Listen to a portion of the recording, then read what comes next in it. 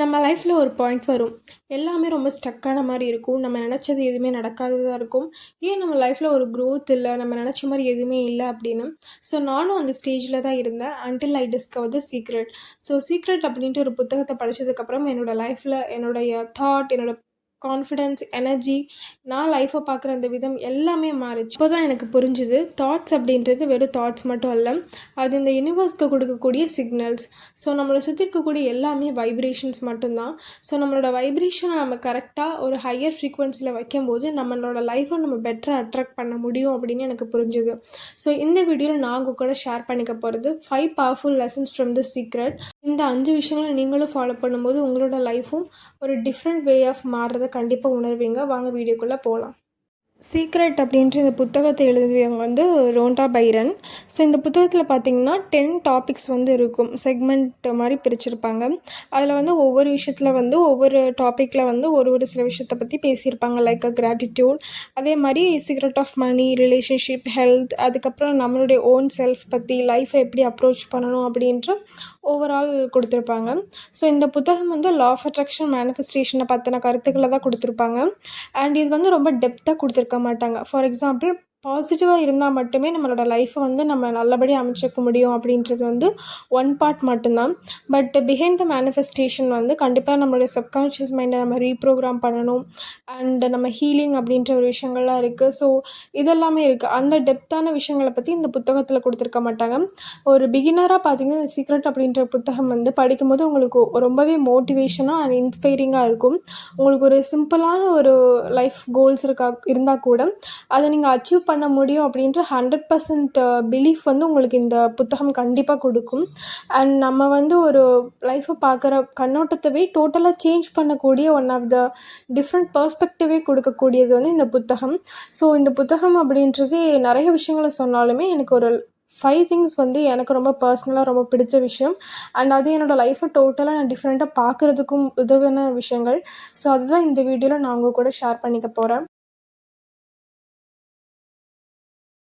முதல் விஷயம் வந்து mind set change and awareness of my thoughts.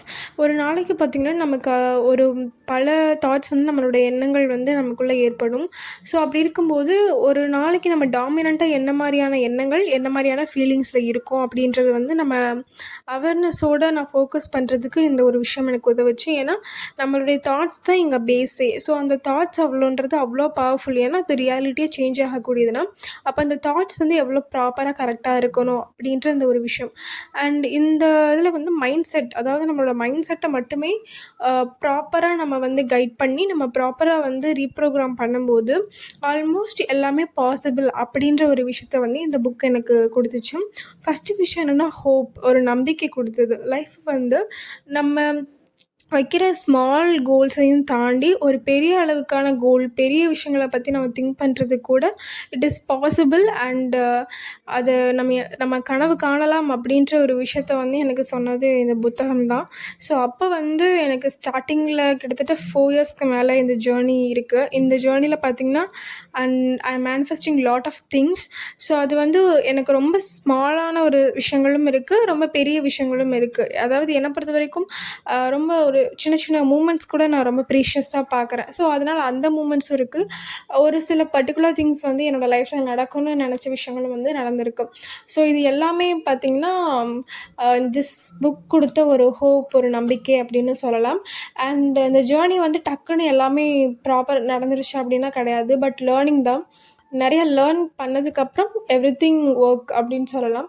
So first thing is mind set change and awareness of my thoughts. Second one is gratitude. So நன்றி எழுதக்கூடிய அந்த பழக்கம்.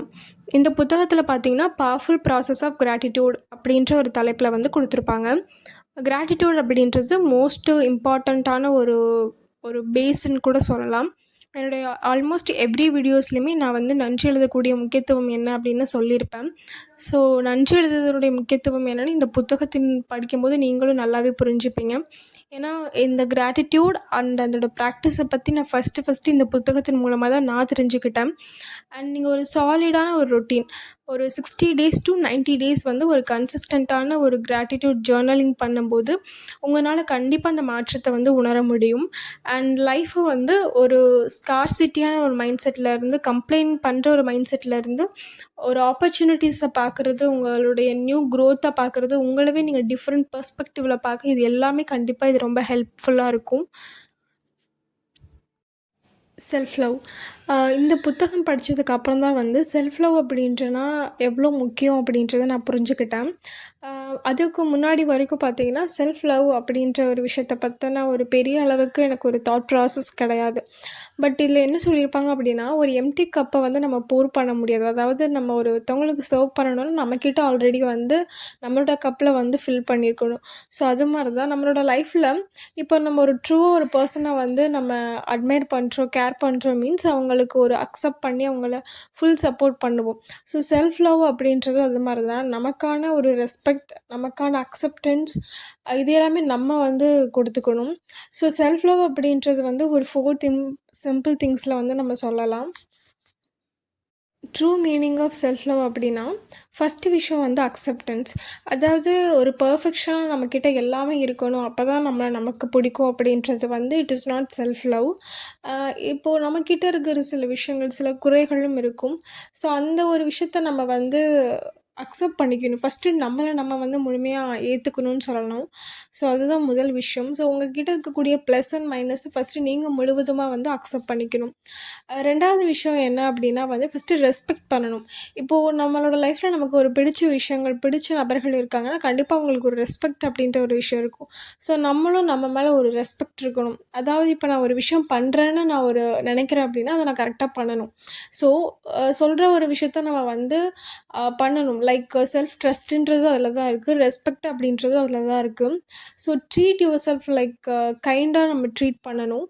Third thing is forgiveness. அதாவது நம்மளோட லைஃப்பில் நல்ல விஷயங்களும் நடந்திருக்கும். சம்டைம்ஸ் நம்ம மிஸ்டேக்ஸும் பண்ணியிருப்போம். பட் நம்ம வந்து அந்த மிஸ்டேக்ஸ்க்காக நம்ம ஏன் இப்படி பண்ணிட்டோம், ஏன் நம்ம அப்படி பண்ணிட்டோம் அப்படின்ற அந்த ஒரி ஸ்டேட்டுக்குள்ளே போயிட்டோம் அப்படின்னா, அது ஒரு ஃபீலிங் நமக்குள்ளே வந்து ஒரு ஒரு ஒரு விதமான ஒரு ஃபீலிங்லேயே நம்ம இருப்போம். ஸோ ஃபர்கிவ்னஸ் அப்படின்றது இட்ஸ் வெரி இம்பார்ட்டன்ட். லெட்டிங் கோன்னு சொல்லுவாங்க. அதாவது இட்ஸ் ஓகே, இந்த தப்பு பண்ணிட்டேன்னா ஓகே, இதுலேருந்து நான் லேர்ன் பண்ணிக்கிட்டு நெக்ஸ்ட்டு நான் வந்து என்னை இம்ப்ரூவ் பண்ணிப்பேன் அப்படின்ற ஒரு விஷயம் தான். ஸோ ஃபர்கிவ்னஸ் அப்படின்றது 3வது விஷயம். 4த் thing is prioritize yourself. Like self love அப்படின்றது என்னென்னா, நம்ம வாழ்க்கையை எப்பயுமே மற்றவங்கள தான் ஃபஸ்ட்டு வச்சுட்டு நம்ம லாஸ்ட்டு நம்ம வைப்போம். So first treat yourself like a queen and king. So உங்கள் வாழ்க்கையில் பார்த்தீங்கன்னா நீங்கள் தான் குவீன், நீங்கள் தான் கிங். ஸோ உங்களோட லைஃபே பார்த்தீங்கன்னா உங்களை சென்டர் பாயிண்ட்டை வச்சு தான் மூவ் ஆகுது. ஸோ உங்களுடைய நீட்ஸ், எமோஷன்ஸ், ஹெல்த், வெல்பீயிங் இதெல்லாம் நீங்கள் ப்ரையாரிட்டைஸ் பண்ணணும். உங்களுக்கு பிடிச்ச விஷயத்த நீங்கள் ப்ரையாரிட்டைஸ் பண்ணணும். இப்போ உங்களுக்கு ஒரு ரெஸ்ட் வேணும்னா, ஓகே இப்போ நான் ஒரு ரெஸ்ட் எனக்கு தேவைப்படுது அப்படின்ற உங்கள் எமோஷன்ஸுக்கு வந்து நீங்கள் ஒரு ரெஸ்பெக்ட் அண்ட் ப்ரையாரிட்டைஸ் பண்ணணும். ஸோ இந்த 4 விஷயந்தான் ஒரு ட்ரூவான செல்ஃப் லவ் அப்படின்றது. ஸோ நம்மளை க்ரூம் பண்ணிக்கிறதும் இதில் தான் இருக்குது. பட் பர்ஃபெக்ஷனை தேடி என்னென்ன இன்னும் பெட்டராக காமிச்சிக்கணும், பெட்டராக இருக்கணும் அப்படின்றத தாண்டி just embrace yourself who you are. அதுதான் வந்து செல்ஃப் லவ் அப்படின்றது. ஸோ இந்த கான்செப்ட் ஆஃப் செல்ஃப் லவ் அப்படின்ற விஷயமே எனக்கு இந்த புத்தகத்துக்கு அப்புறம் தான் வந்து புரிஞ்சுதே. ஸோ செல்ஃப் லவ் அப்படின்றது it's very very important in our life. So அந்த ஒரு விஷயத்த நீங்களும் வந்து ஃபாலோ பண்ணிங்கன்னா மேபி உங்களுக்கும் அந்த சேஞ்சஸ் வந்து உங்களால் ஃபீல் பண்ண முடியும். Trust universe and divine plan. So அது வரைக்குமே பார்த்திங்கன்னா ப்ரேயர் அப்படின்ற ஒரு விஷயம் நம்ம எல்லாருக்குமே ஒரு காமனாக இருக்கக்கூடிய ஒரு நம்பிக்கை தான். அதையும் தாண்டி வந்து இந்த பிரபஞ்சத்தின் மீது நம்ம வச்சுருக்க அந்த நம்பிக்கை அண்ட் ஒரு விஷயம் நமக்கு நடக்கணும் அப்படின்னா இந்த யூனிவர்ஸை மேக் திங்ஸ் ஒர்க் அப்படின்ற ஒரு கான்செப்ட் வந்து இந்த புத்தகத்துக்கு அப்புறம் தான் எனக்கு ஏற்பட்டுச்சு. ஸோ இந்த எந்த அளவுக்கு நம்பிக்கை அப்படின்னா, ஒரு விஷயம் நம்ம நினச்ச மாதிரி போகாமல் வேறு ஒரு வழியில், அதாவது நம்ம ஒரு இடத்துல வந்து நமக்கு ஒரு காலேஜ் வந்து ப்ரிஃபர் பண்ணியிருப்போம், அங்கே சீட் கிடச்சா ரொம்ப ஹாப்பின்னு. பட் நமக்கு அதுக்கான ஆப்பர்ச்சுனிட்டி வந்து கிடைக்காம போகும். இட்ஸ் ஓகே, இது வந்து ஒரு டிவைன் பிளான், இதை விட ஒரு பெட்டரான ஆப்பர்ச்சுனிட்டி கிடைக்கும் அப்படின்னு சொல்லிட்டு ஒரு லைஃப்பை டிஃப்ரெண்ட்டான ஒரு பெர்ஸ்பெக்டிவ்ல பார்க்க ஆரம்பிச்சது வந்து இந்த புத்தகத்துக்கு அப்புறம் தான். அதாவது பிரபஞ்சம், அந்த பிரபஞ்சத்தின் மீதான ஒரு நம்பிக்கை. ஸோ வாட்டெவர் நமக்கு லைஃப்ல நடக்கிற எல்லாத்துக்கு பின்னாடியுமே ஒரு டிவைன் பிளான் இருக்கும். ஸோ அப்படின்றதும் அண்ட் ஒரு கன்சிஸ்டன்ஸா ஒரு ஒரு விஷயத்துக்கு நம்ம எஃபோர்ட்ஸ் போட்டோம் அப்படின்னா, அதுக்கான ரிசல்ட்ஸ் வந்து நமக்கு தேவைப்படுற கரெக்டான டைமில் வந்து நமக்கு கண்டிப்பாக கிடைக்கும். அப்படின்ற அந்த நம்பிக்கை வந்து எனக்கு ஏற்பட்டதும் இந்த புத்தகத்துக்கு அப்புறம் தான். ஸோ ட்ரஸ்ட் த யூனிவர்ஸ் அப்படின்றது. Dream big and everything is possible அப்படின்ற அந்த தாட் தான்.